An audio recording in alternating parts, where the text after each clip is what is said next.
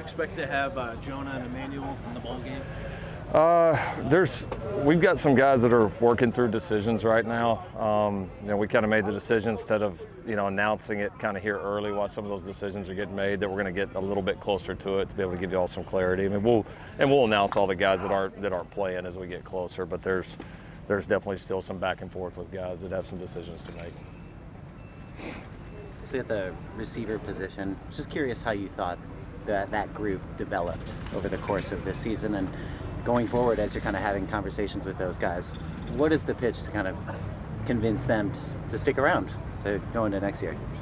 I don't know so much as convince. I mean, I think as you lay out the things that we want to do, and you lay out how we see them, and like for every player now, every player's got to look at their own situation and decide if they see that as a fit. And so you try not to get too attached to it. It's just kind of the world that we're in right now. So I mean, yeah, very much convincing. I mean, this school's history of receivers, our history of receivers, our history of throwing the ball. This school's, I mean, there's really not any better place to go play it. So, I mean, I don't think the convincing is. I think it's more just looking for, alignment, looking at guys' progression, making sure that we feel like it fits what we're going to need to continue to push to go forward and get better. And yeah, I mean, I think, we obviously had some really, really bright moments in the year. I know we definitely want to be a more consistently explosive group. We definitely want to continue to improve, and I thought there were some guys in our room that made some big improvements and made some big plays as the season went along. And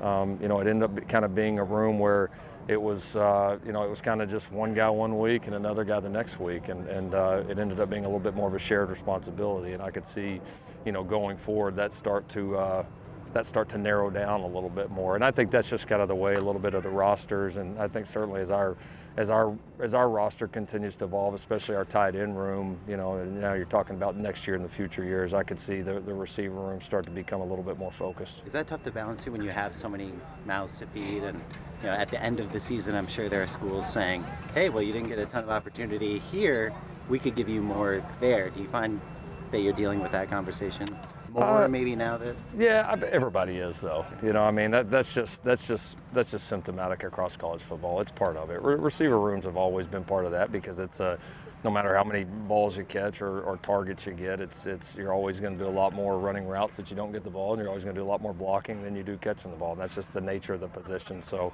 no, we're confident in the room that we've built, the room going forward. We've had to make some tough decisions, and that's just part of the world right now. What did Brian Jackson show you, both early to get on the field then and then throughout the season too? Yeah, he's been a pretty steady guy for a young guy. He's been able to learn our system. He's very smart. He came in with, I think, a good basis of knowledge, and then his time spent here, he's been able to really pick up on things, and so I think we've had a confidence in him from the beginning that he knows what we're doing. He did some nice job for us on some of our special teams units and became enough of a factor there that we wanted to play him, and honestly wanted to play him a little bit more offensively. We just ended up in so many close games, and obviously Woody became such a bell cow throughout the year that just admittedly it was hard to take him off the field. But now Brian's, I think, earned the trust of us, and knowing that he can handle all the different jobs of a running back in this offense, and that he knows what to do, and excited for him to continue to get further opportunities, because I do believe he's going to be a very good player here. I know Jake Jensen's in the portal, but is the plan for him to be the backup in the bowl game? Yes, Jake will be the backup in the bowl game. You mentioned tough linebackers. What's that? Who will coach linebackers? Bryson Allen Williams. It's on our staff. So we call him Coach Baugh. He's taken over the backers. Been a seamless transition. He was very heavily involved with our backers even before Coach Ince got the Fresno job and departed. So that's been seamless. Our guys have been excited about it, and I know they'll play really hard for him. You mentioned tough decisions with guys in the portal, and especially in relation to the receiver.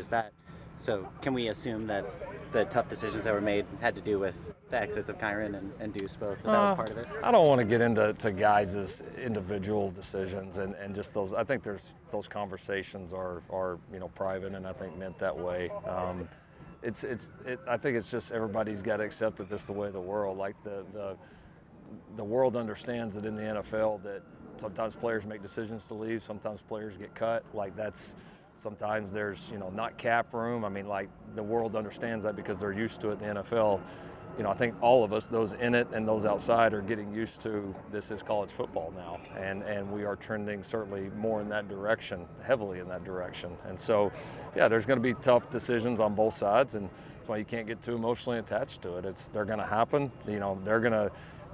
Teams are going to adjust, players are going to adjust, and everybody's going to move on, and that's just the way of the world right now. So, it is what it is, and we've got to all get used to it. When do you hope to have sort of a long-term decision at linebacker with the coach?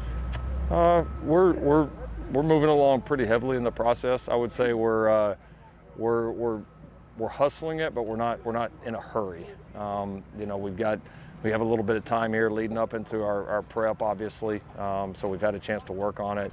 Not surprisingly, we got a pretty fun candidate list. I think has a chance to really can make a great impact. So starting to be able to have some of those more in-depth interviews and visits with guys, and I think it helps us, maybe even some this year after being a year in this defense, a year with Coach Lynn, seeing the rest of the staff that we have around it. I think it probably gives you a better idea as opposed to kind of putting it together from scratch like we did last year of, all right, here's the other skill sets in the room. How can we find like the best and most complementary piece? So it's been exciting to kind of take a deep dive into that and obviously striving to find the best person for it. Is Coach Baugh a candidate? He is, yeah, for sure. I mean, he's a great young coach. He's going to be tremendous. He has really his value here from day one has skyrocketed. I mean, he's a humble young guy. He's got great connections. He's been an active recruiter for us. He's going to be a tremendous coach. So whether this is his time here, it's somewhere else. I mean, you never know with him, but like he's one of those guys you look at and say, hey, he's going to make it in this business. He's going to be a star in this business because of his work ethic, how invested he is in the players. You can tell his players really feel that, and that was why there was no hesitation to elevate him once the change was made.